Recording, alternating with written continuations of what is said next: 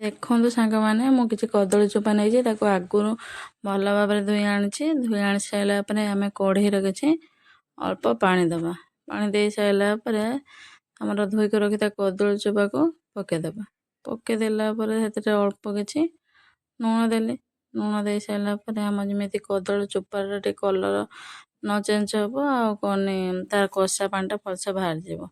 ଆମେ ଯଦି ଲୁଣ ନ ଦେବା ସେ ବେଶୀ କଳା ପଡ଼ିଯିବ। ଆମର ଦେଖନ୍ତୁ 10-15 ମିନିଟ୍ ପରେ ଆମର କଦଳୀ ଚୋପା ଭଲସେ ସିଝିଗଲାଣି। ତାକୁ ବାହାର କରିଦେବା। ବାହାର କରିସାରିଲା ପରେ ଥଣ୍ଡା ହେଇଗଲା ପରେ ଆମେ ଗ୍ରାଇଣ୍ଡର ଜାର୍ ଦେଇକି ଆମେ ଅଦା ଖଣ୍ଡ ଆଉ କଞ୍ଚା ଲଙ୍କା ଦେଇକି ଆଉ ଅଳ୍ପ ପାଣି ଦେଇକି ତାକୁ ଭଲ ଭାବରେ ଗ୍ରାଇଣ୍ଡର କରିନେବା।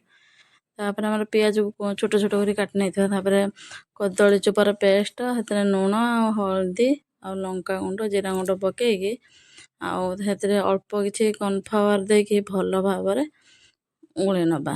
ଗୋଳେଇ ନେଇ ସାରିଲା ପରେ ତାପରେ ଆମର ପେଷ୍ଟଟା ରେଡ଼ି ହେଇଯିବ। ତାପରେ ଆମେ କଢ଼େଇର କିଛି ଅଳ୍ପ ତେଲ ଦେବା। ଅଳ୍ପ ତେଲ ଦେଇ ସାରିଲା ପରେ ତେଲଟା ଆମର ଟିକେ ଗରମ ହେଇସାରିଲା ପରେ ତାକୁ ଏମିତି ଖୁସଣରେ ଭଲ ଭାବରେ ଚାରିପିଠି ବୁଲେଇ ଦେବା। ବୁଲେଇ ଦେଇ ସାରିଲା ପରେ ଆମେ ଯେ ପେଷ୍ଟଟା ଗୋଳେଇ ରଖିଥିବା ତାକୁ ପକାଇଦେବା। ମଝିରେ ବଡ଼ ଆକୃତିରେ କରି ପକାଇଦେବା। ପକାଇ ଦେଇ ସାରିଲା ପରେ ଆମର ସେ କଢ଼େଇର ତେଲଟାକୁ ଭଲ ଭାବରେ ଏମିତି ବୁଲେଇ ଦେବା, ଯେମିତି ସବୁଆଡ଼ିକି ତେଲଟା ଆମର ହେଇଯିବ। ତାପରେ ଆମର ଏମିତି ଖୁସଣିଲା ଆମେ ସବୁ ନୋଟେଇ ଦେବା। ନୋଟେଇ ଦେଇ ସାରିଲା ପରେ ତା ଜଏଣ୍ଟ ହେଇଥାଏ ନା, ଆମେ ତାକୁ ଛୋଟ ଛୋଟ ପିସ୍ ମଧ୍ୟ କରି କାଟିଦେବା। କାଟି ଦେଇ ସାରିଲା ପରେ ଦେଖନ୍ତୁ, ତାପରେ ଆମର ରେଡ଼ି ହେଇଗଲା କଦଳୀ ଚୋପାର ବଡ଼ା।